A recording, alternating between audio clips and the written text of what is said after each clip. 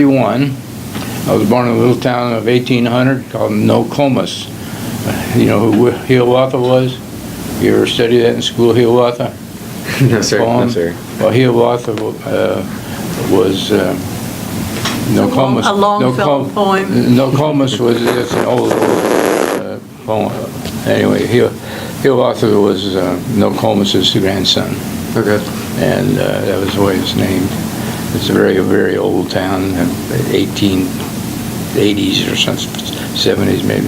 But it was a small town. Everybody knew everybody.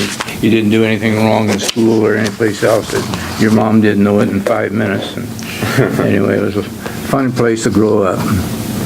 Okay, were your parents? Okay. Oh, my parents were Julius and Hazel, and my father was an automobile. He had a business of body man. You know, straightening the bumps that you guys put on cars.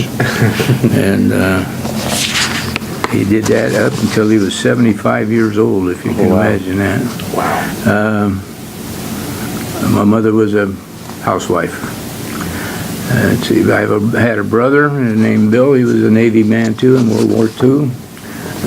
He was on the USS O'Brien, which was their history was they were hit 2 different places during World War II by kamikaze planes and lost numerous men. Very sad. He was only 17 years old, so you imagine what an impression that made on a kid. And it's unbelievable. He never talked about it, never one time. Let's see. I also have a sister, or had a sister, Janet. She was the youngest one in the family. She's 10 years younger than I am. She passed away in her 50s. I have a sister currently, Patricia. She lives in Nokomis, Illinois. She's a farm lady and a music teacher at 81 years old. Still teaches music, and I'm very proud of her. What were you doing before you entered the service? Well, it's a short story, but a long story. I came out of school in 1949, and I was a town kid. And, you know, little town of 1800, what do you do? Nothing. And, you know, if you're a farm boy, at least you could work on Dad's farm. And my dad did not want me down there in the shop. He said, you're going to do something else. So I took a job at the Caterpillar Tractor Company up in Peoria, Illinois, which was 100 miles away. I had no car, and my dad had a firm rule that if you wanted a car, you bought one yourself and paid for it yourself. And so therefore, I had no car. I didn't have a girlfriend or anything like that. I just went to worked a night shift. I was an apprentice boy. And the reason I was an apprentice boy because I was only 17 years old, and they wouldn't let you run any equipment until you're 18 years old. That was the rule. So I worked there a year, and then I thought I had enough money to go to college. College was, you'll get a kick out of it, it was $35 a quarter. Oh, wow. That included books. That's a little bit more today. That's awesome. I laugh about it every day because I had to educate my kids. Anyway, but it was it was Eastern Illinois University, and I also went to the University of Illinois at 2 different locations, one in Champaign and one in Chicago. And I got a degree in chemistry. I didn't set out to have a degree in chemistry. I set out to be an electrical engineer. Mm-hmm. And it was a 5-year program. And anyway, I got through the first quarter of it with straight A's. And some idiot idea that there were 7 of us guys that ran around together, you know, sneak beers and stuff like that. And we decided that, hey, we're going to get drafted in this Korean thing. We better get busy and do something. So we joined the Navy. Wow. That was in December of 49. And 1950. And so we all went to Great Lakes training, which is north of Chicago. And we all did rather well, and were sent to San Diego, and 4 of us went to the same ship. And Wow. 4 of us stayed on that ship 4 years from that little bitty town, which was that's different, you know. Yeah. And I was an electrician, and my best friend was a mechanical machinist mate, and well, 2 of them were machinist mates, and the 4th one was a radio man. So anyway, we all came out safely, and came home and had families and businesses and stuff like that, you know. So it was kind of neat. But I came back in '54 and started school as an electrical engineering student, and I just didn't like electrical engineering. It was too much drawing and stuff like that. They don't do that now. They do it on computers, but you know, it's all T-squares, and you've probably seen pictures of it. But, Yeah. It's not simple, I can tell you that. But anyway, I had gone, it was a 5-year program, and I had gone through basically 3.5 years of it, and I said, no, I just can't do this anymore. And so I went to my advisor, who happened to be the Dean of Men, and he says, gee, you make straight A's in chemistry, why don't you take chemistry? So I did, and I took 6 chemistry courses in the same semester. Wow, oh my gosh. My eyeballs about hung down to here, you know. But I got out, and then I went to work as a research chemist in Chicago, and did very well at that. And then found out that I could make a lot more money than. Well, I've known her forever. She came to town, and I met, and after I got out of the Navy, and then she stuck with me till we got married in 1958. Was it 58 or 59? 59. We got married in 1959. So anyway, we stayed in Chicago, and then the company decided that, hey, you're pretty good at this, we'll put you in charge of technical services, and travel all over the United States and Canada, and showing people how to use their products and stuff like that. It was a fun job. Yeah, It's a very interesting job, because every day you were someplace different, you know. A lot of fun. We'll get back to the Navy now. Okay. Anyway, the Navy was a good experience for me, because it's kind of embarrassing to say, I had never even been on a bus other than a school bus. I'd never been on a train. I'd never been on an airplane. And I joined the Navy, and immediately took a train to Chicago. I came out of boot camp, went to San Diego, and put the destroyer escort, the USS Tabor. It was a destroyer escort, 418, and there's a picture of it in that book.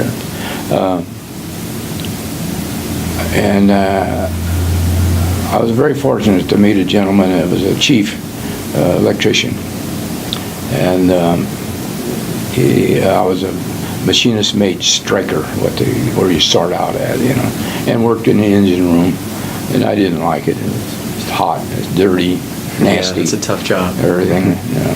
So he got talking to me, and he found out I had a little college and stuff like that. And so he had me tested, and he says, you won't have any problems. So he was kind of my mentor at first, you know. I never had a mentor before, and you know, my dad was kind of my mentor, and he was very, very stern, you know. You will do this, you will do that, you will not do these things, you know. So anyway, it was a lot of, the Navy to me made me grow up. I learned a lot about people, how you accept people, the kind of people that you meet every day, the guys you were like your brothers, other guys who were very distant, I won't say shy, but they just didn't quite fit into our group and that type of stuff. They didn't go drink beer with us, they went off on their own or whatever. But we kind of stuck together, all the 4 of us that were on that ship. So we couldn't do anything that Mom didn't hear about some way or the other, you know.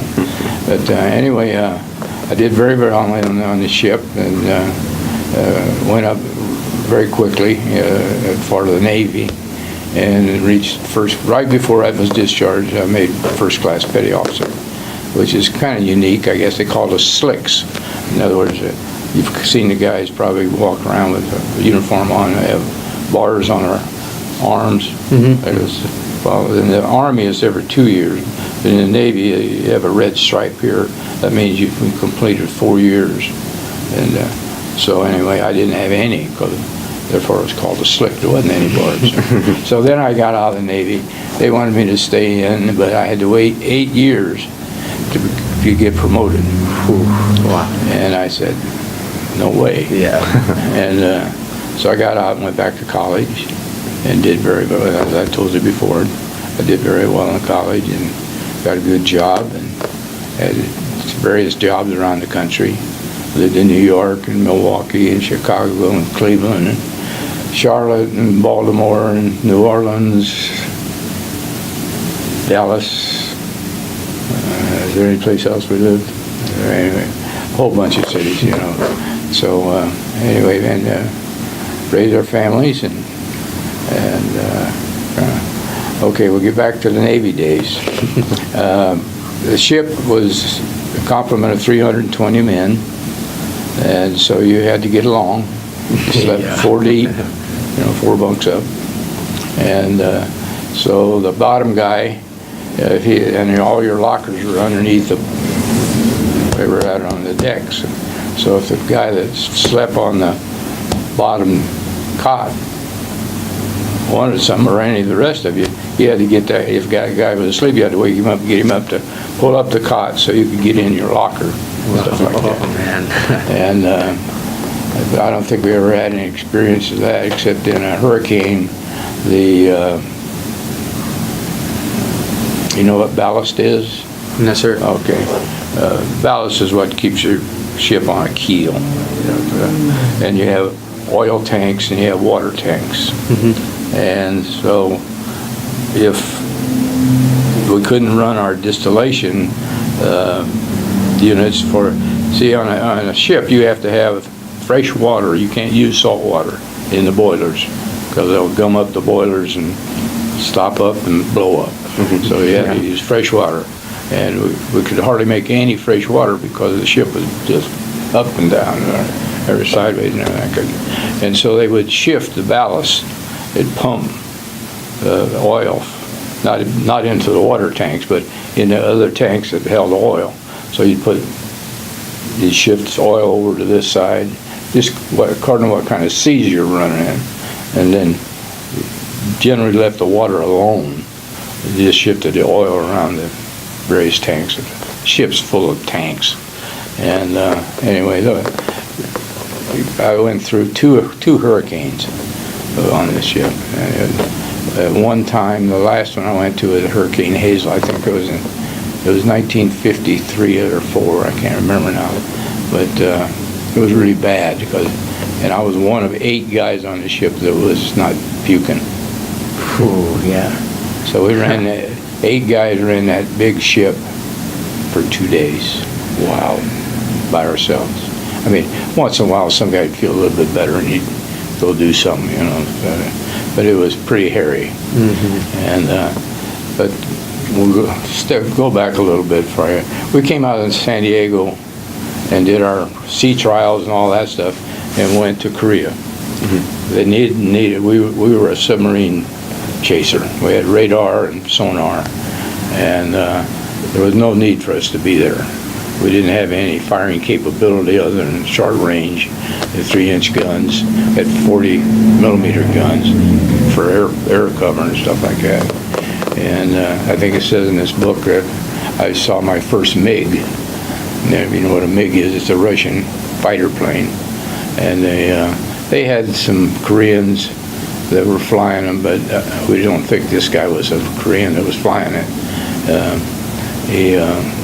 Because he was too good. And most of the Korean fighter pilots, I think, weren't very good. And so anyway, all he was doing was watching us. And he went away, and we never saw him again. So we got orders to come back to the United States, and we did, and then was transferred to the Atlantic coast. And all this time, I was learning how to do different things on this ship, and keep care of the flow of electricity on it. Well, then, little by little, as the Korean War started slowing down a little bit, well, a lot of the guys were getting off ship because they were World War II veterans who had gotten out of the Navy, then were called back in the Navy in 1950, and some of them stayed in, but most of them went home again. So, but they didn't replace them. So here we were running this ship with about a half a crew for a long time, a couple of years. Wow. And so you just did it, you know what I mean?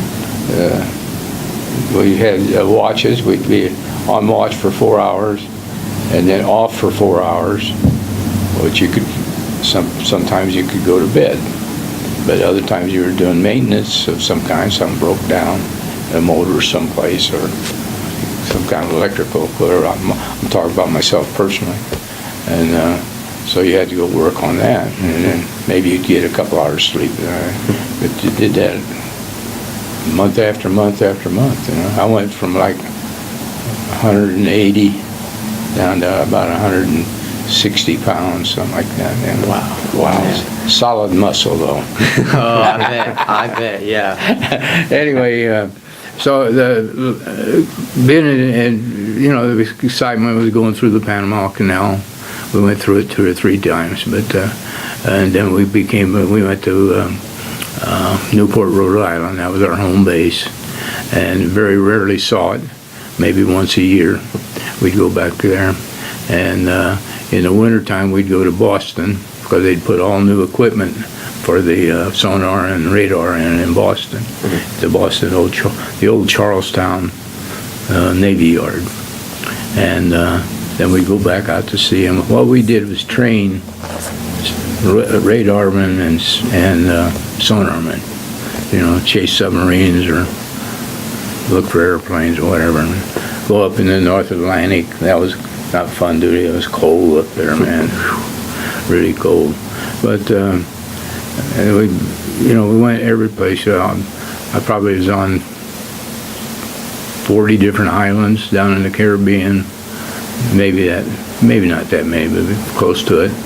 All of them fun, and it's all over South America. I mean, every place that have a port. And one year we had the excitement of taking the midshipmen from Annapolis on their cruise. Some of them. I mean, our ship wasn't big enough to handle all of them. There was 700 or 800 students, and so they'd be on battleships and cruisers and submarines and destroyers and whatever. They all split up, and we'd go, you know, down to Buenos Aires and Rio de Janeiro and places like that. It was That's awesome. Fun duty. Yeah, and that's awesome. But I enjoyed every minute. One of the things that I think that most of the guys that I know got out of it was the fact that you grew up. You know, just think about this, you guys, because you're getting to the age where I was. Yeah. And I didn't know a thing. I mean, I was dumb as a clock. And they put you on a ship. It's 340 feet long and 30 feet wide, and say, okay, you're going to learn how to run this ship. You're going to learn all the motors. You're going to learn all the equipment and everything like this, you know. And somebody taught you.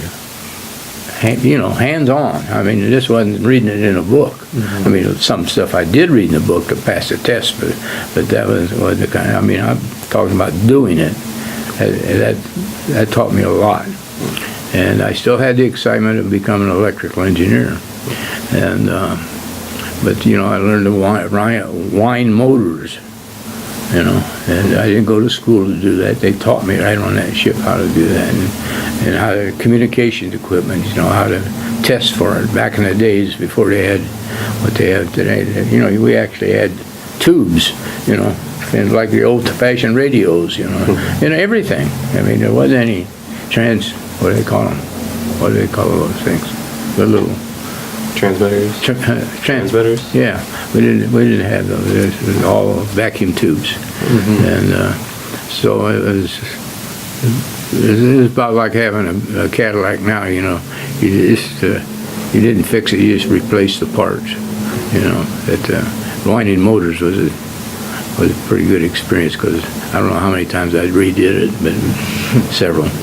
But you do it, and then you put it all together and test it, and if it didn't work, you took it apart and did it again. That's the way we worked. But as far as being in any type of combat or anything, yes, I was in combat areas, but I was never in combat. I mean, we were at general quarters mostly. That's when they call all hands on deck and in the movies, you know, and you had a position to be in, and you stayed there until it sounded the horn that you could go back and do whatever you were doing before. And there was never a great deal of excitement about it, other than the fact that, yeah, there might be somebody over there that's going to come down and strafe you or whatever, or run into you. Kamikaze was, you know, suicide planes. Mm-hmm. And but anyway, I get back into what I think it wasn't so much what I did for the Navy as what the Navy did for me.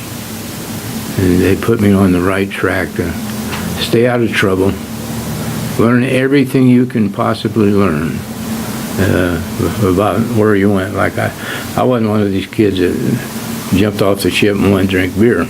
I mean, I did drink beer, but when I got old enough to drink beer. But anyway, but I mean, I really had a interest in where I was.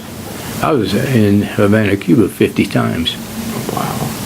You know, I was stationed in Key West, and that's only 90 miles from Havana. Mm-hmm. And lovely country. And I was there when Batista was the president of Cuba. And Castro was in the hills. He and his brother were up in the hills, the guerrillas, communists, and they'd come down once in a while and shoot up the place, you know. And I was on shore patrol the night that they came in and machine gunned the head of the State House or whatever it was, you know. I don't think they killed anybody, they just scared everybody to death, you know. I was totally on the other side of town. I was down on the docks, and so nothing happened to me. And a lot of good experiences in being on shore patrol. Basically hauling guys that had too much to drink back to put them in a cell to, like, when they got done being sick, well, then you send them back out to their ship, and they probably got a court-martial or something, or busted or something like that. But yeah, I think that what the Navy taught me was probably a leadership, or maybe the background to attempt anything. Yeah, definitely. If you don't like something, change it. You know that. Yeah. And that's what I did all through my research, chemistry, and all this stuff. And later on, as I became managers and vice presidents and stuff like that, it all reflected on growing up. You know, it's not easy growing up, and it's not even. It was much easier then than it is now. It's not a straight track for you, you know. These guys can tell you a lot. Listen to them. Listen to what they got to say. Sort out the good stuff from the bad stuff. Take the good stuff. The bad stuff, try to forget it, you know. And just because this guy does something, don't do that because he does it, because you want to do it. That's my personal opinion.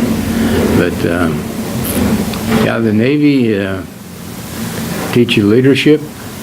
It teach you fortitude. It teaches you can do about anything you want to do if you have the courage and the willfulness to do it. Make friends of your superiors, not friends, but I mean acquaintances. Mm-hmm. Make deep friends with people that are your buddies. Mm-hmm. Deep friends. I still talk to one of my buddies is still alive, and he's a farmer. Well, he was a farmer. He just retired. He's 85 years old, and he joined the Navy with me. And, I hadn't talked to him in 30 years, and I don't know why not. I just didn't. I didn't. When I would go home to see my mom and dad when they were still alive, or now see my sisters and stuff, that was the most important thing to me. I didn't think about Elmer being 20 miles away living on a farm. I just didn't. I talked to him on the telephone, but I didn't see him personally. But yeah, you're deep friends, and the people you meet in all walks of life influence you in your decisions and what you make every day.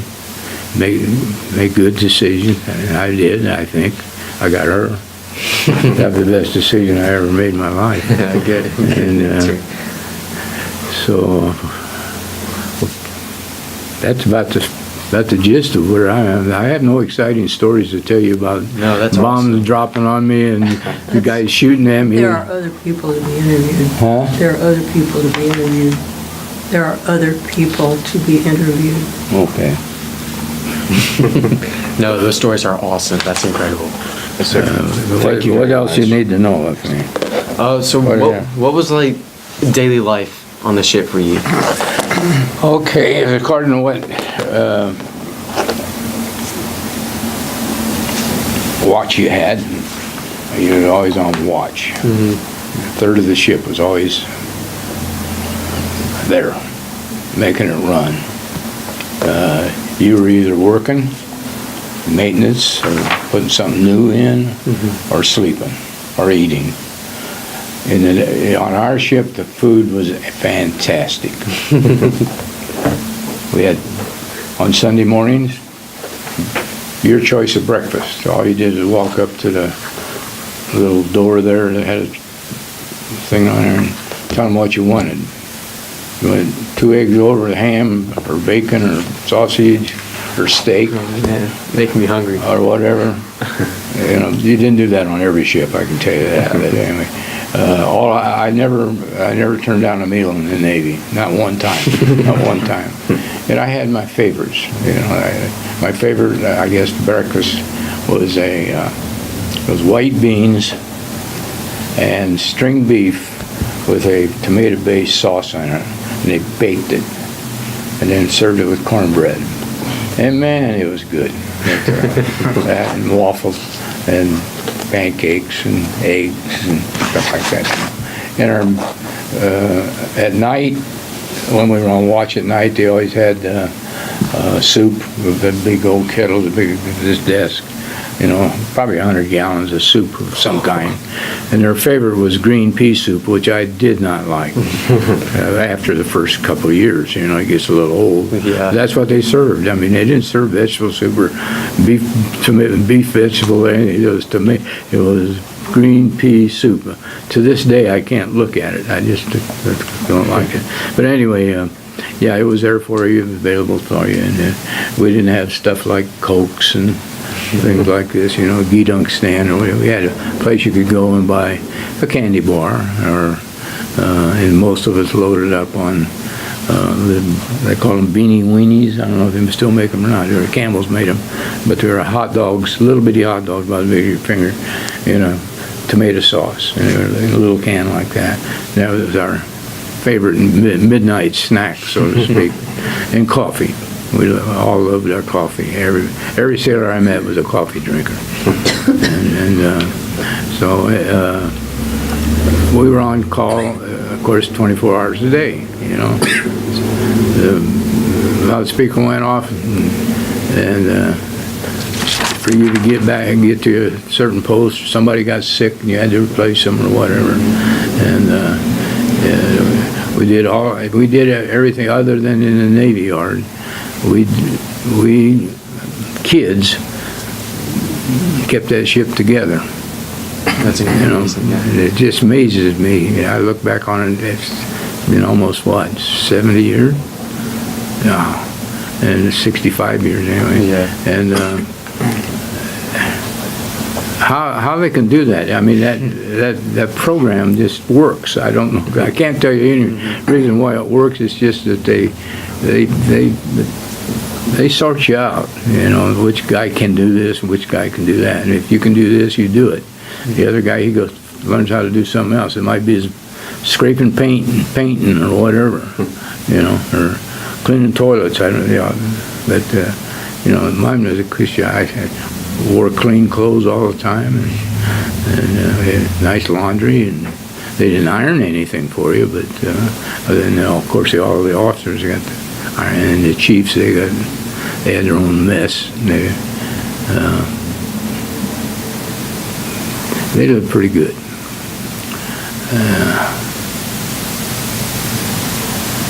What? Ask me something else. So you said y'all did a lot of work on the ship. Especially since y'all kids, what did y'all do to like keep morale high and just like basically not go crazy? Yeah, well, number one, you were busy. I did read a lot. I don't know where they found out I had an interest in books, but I read a lot. So they made me a librarian. Our library was about that size right there. Oh, wow. That was our library. Yeah. It had a lock on it because the guys would take books and wouldn't return them. They just throw them out. Some guys would throw them away. They wouldn't return them. They just leave them late. But anyway, I saw a book. I saw a guy leave a book. I'd tell him to pick it up. Take it back down there and drop it in the box. But we had all of the first run novels and encyclopedias. You guys know what encyclopedias are? Yes, sir. We still have those. You do? Yes, sir. Okay.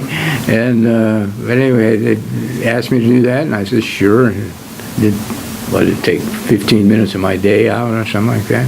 And another thing, I did go to school for this, was run the movie projector. And we had first run movies all the time. That was a treat. That's something that you probably never do in your life. But go between ships. You've probably seen it in the movies where they shoot a line or rope over and you put together, and the two ships come alongside each other, and they put what they call a bosun's chair and a pulley, and you get in it with a life jacket, and you go over to the other ship, see what movies they had, and you took your movies that you'd run for 20 times with you, and you traded. That's what you did. We didn't trade books and stuff, but the movies we traded. And our executive officer, he was a big movie fan. I mean, if you couldn't watch the movie out on the deck, why he would set up in the mess hall. Our mess hall was probably maybe twice as big as this room, so it was rather difficult. For 320 people? That's crazy. Huh? For 320 people? Well, no. Well, half those guys were on duty. Okay. Yeah, we'd have 40 or 50 in there. Okay. Yeah, you got kind of close. Yeah. Yeah, but it was no air conditioning, but they had vents and stuff, blowing air on you and stuff like that, But it was an interesting thing. Yeah, I went to, I forget where I was, I think. Probably Norfolk, Virginia is where I went to projectionist school. And but there wasn't any filthy movies or anything like that, And we all had pin-up girls. My favorite was Terry Moore. Look her up. Wow. She knows this. I didn't know her then. Anyway,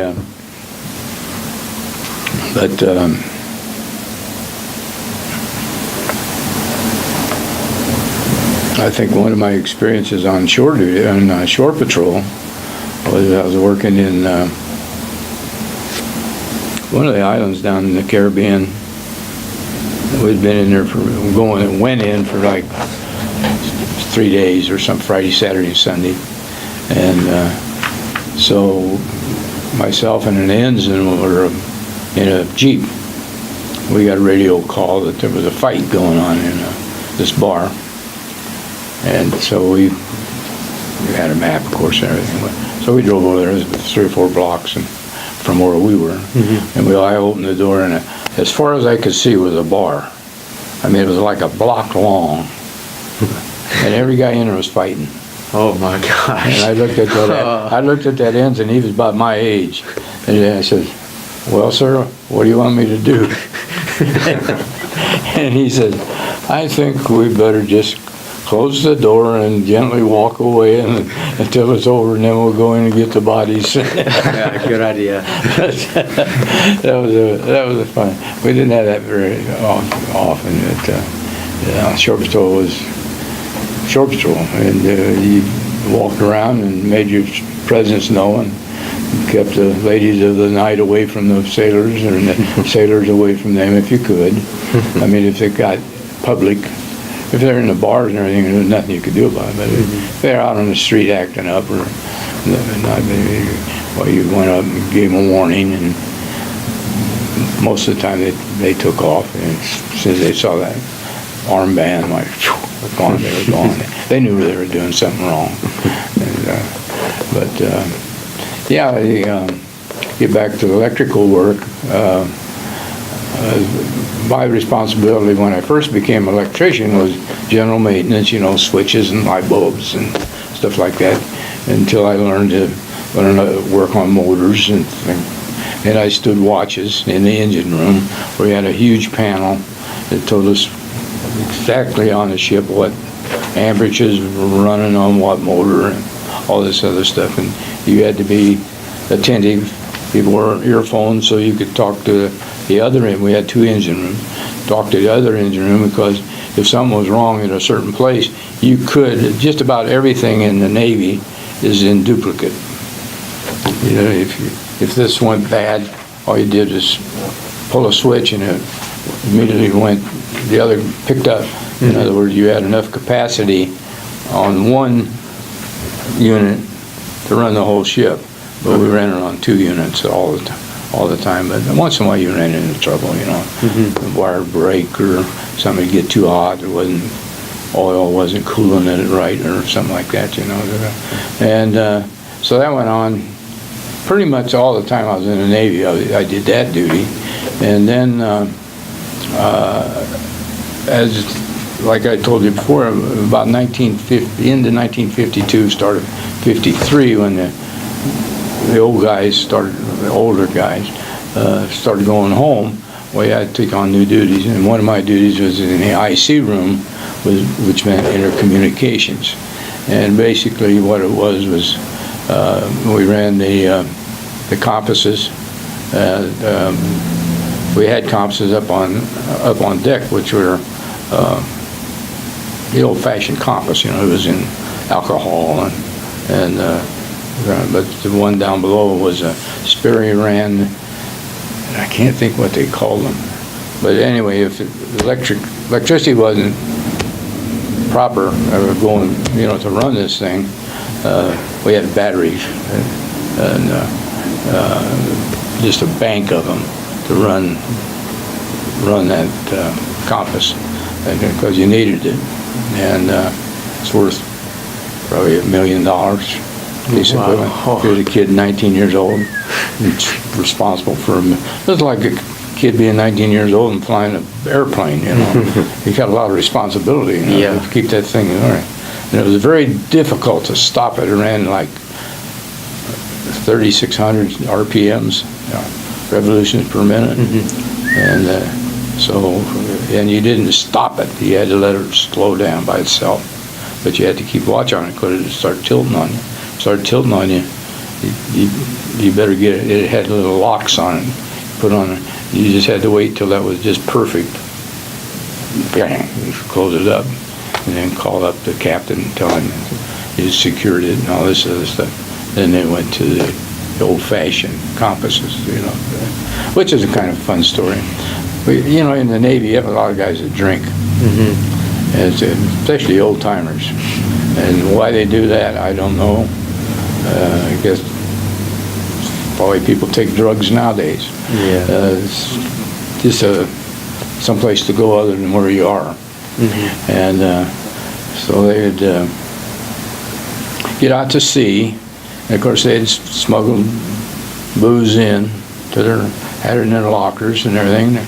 And if you got out of hand with it and you couldn't do your duties, then you got put in the Huskow, or to sleep it off and get a court-martial or whatever you had.